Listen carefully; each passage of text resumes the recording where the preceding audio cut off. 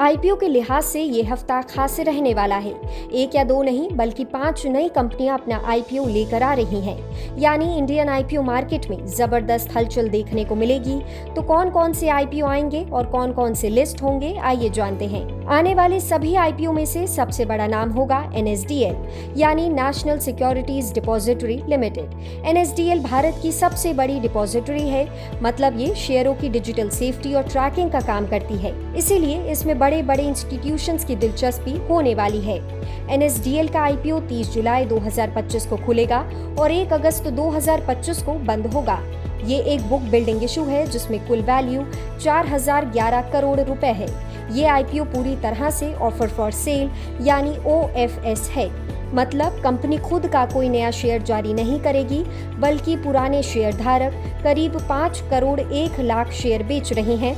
इस आईपीओ का price band 760 से 800 रुपए प्रति शेयर रखा गया है।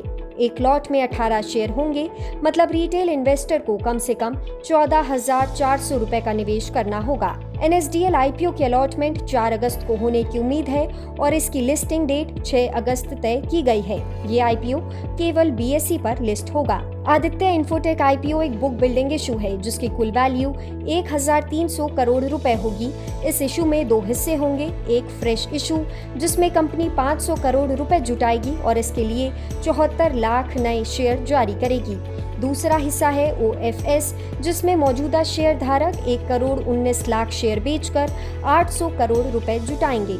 ये आईपीओ 29 जुलाई को खुलेगा और 31 जुलाई को बंद होगा। प्राइस बैंड 640 से 675 रुपए प्रति शेयर रखा गया है।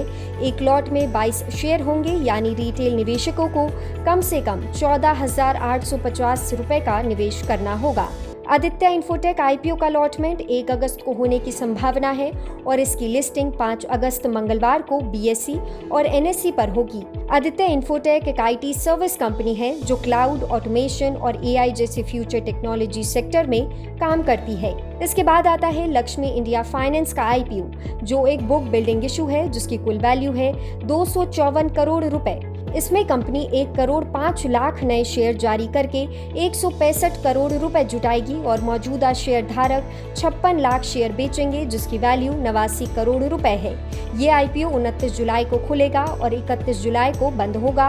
प्राइस बैंड 150 से 158 रुपए प्रति शेयर तय किया गया है।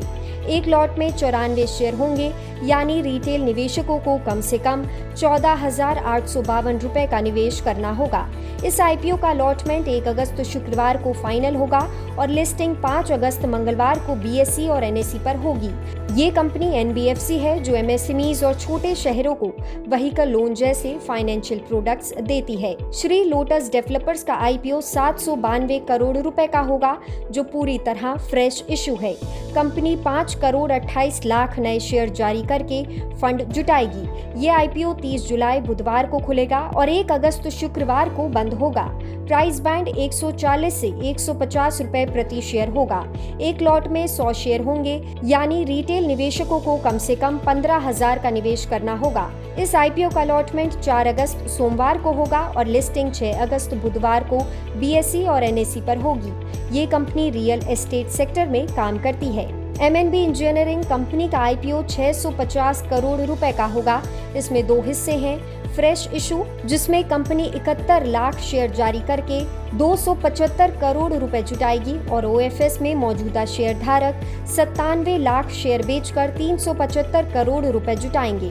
आईपीओ 30 जुलाई को खुलेगा और 1 अगस्त को बंद होगा। प्राइस बैंड 366 से 385 रुपए प्रति शेयर है। एक लॉट में 38 शेयर होंगे, यानी रिटेल निवेशकों को कम से कम 14,630 रुपए का निवेश करना होगा। अलॉटमेंट 4 अगस्त को होगा और लिस्टिंग 6 अगस्त को बीएसई और एनएसई पर होगी। ये कंपनी इंफ्रा और मशीनरी से जुड़े इंजीनियरिंग प्रोडक्ट्स में काम करती है।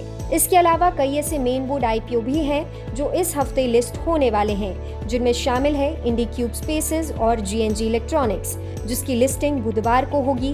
ब्रिगेड होटल वेंचर्स लिस्टिंग गुरुवार को होगी और शांति गोल्ड इंटरनेशनल लिस्टिंग शुक्रवार को होगी। तो कुल मिलाकर ये हफ्ता आईपीओ मार्केट के लिए काफी धमाकेदार होने वाला है। एक्सपर्ट्स का कहना है कि 2025 के पहले हिस्से में आईपीओस थोड़े शांत रहे थे, लेकिन अब मार्केट कंडीशंस बेहतर हो चुके हैं और पाइपलाइन काफी स्ट्रांग है। आपको इन सभी आईपीओ में से सबसे बेहतरीन कौन सा लगा, हमें कमेंट सेक्शन में जरूर बताएं और ऐसी ही खबरों के लिए देखते रहें जी बिजनेस।